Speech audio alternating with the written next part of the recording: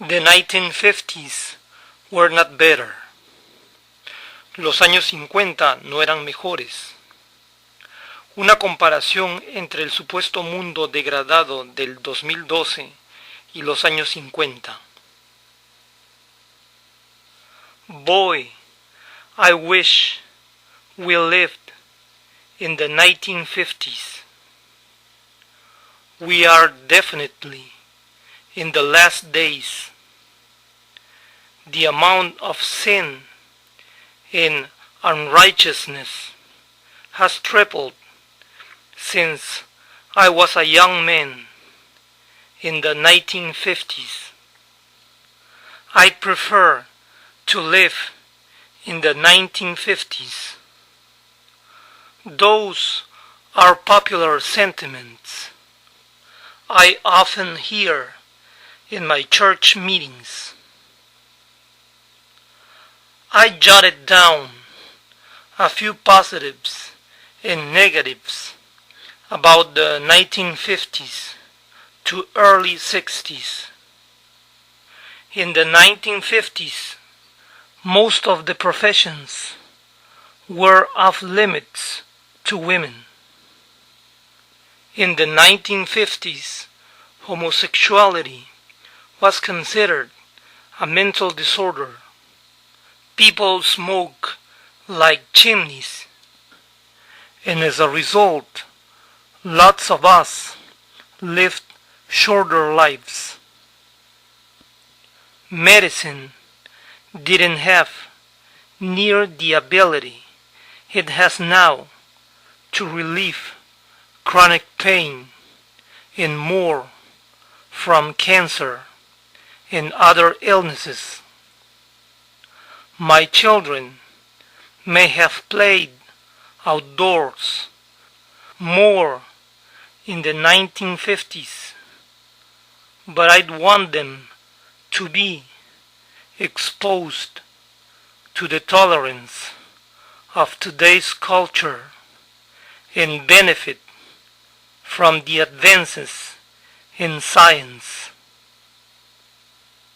Consider the internet. We can reach just about anywhere in the world in a split second, face to face. We can watch in real time events scores of thousands of miles away. We have the potential to buy virtually anything we need or just want.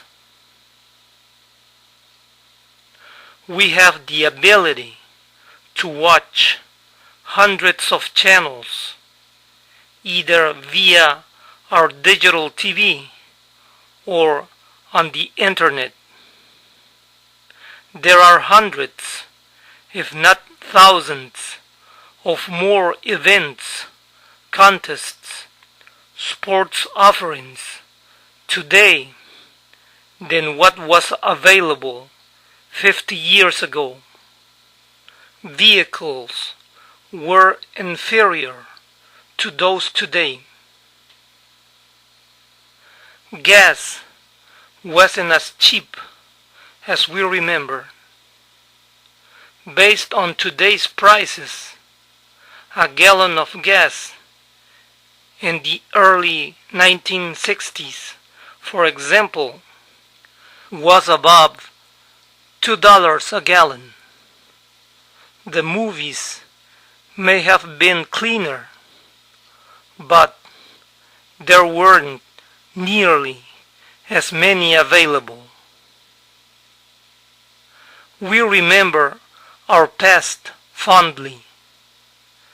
We romanticize it, and we devour books and film that details the past, usually in its most alluring forms. But seriously, you gotta be crazy to wanna swap 2012 for the 1950s. Mark Pincus, CEO of Zynga. Mark Pincus, gerente de Zynga. Una pequeña entrevista al fundador de Zynga, la compañía que desarrolló juegos tan populares en Facebook como Farmville, Cityville. What's your goal for Zynga? I want the dog, our dog icon, which was originally my dog Zynga, to be more recognizable than a Nike swoosh and mean something to you. If you see that on a game, it means it's gonna give you back more than what you put into it. I'm very focused on delivering a positive return on investment for the user. If you play our games, if you give us 15 minutes a day, I'm hoping that we don't just give you entertainment, but we actually enhance the relationships in your life.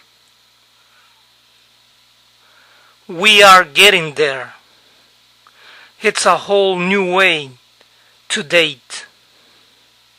What I hope is that we create one of these forever brands like Google that people look for in their lives.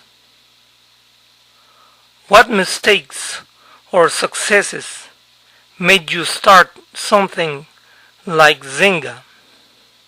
First, it's important to know what your goal is, because if you don't know, you will definitely never achieve it. I say at Zynga is that we should all make sure we are building a house we want to live in. Not many people want to be leaders because it's scary, it's risky.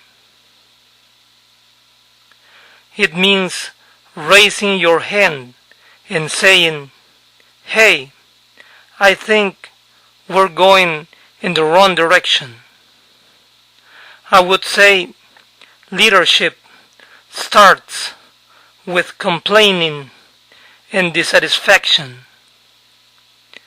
The other half of leadership is complain and then make it better.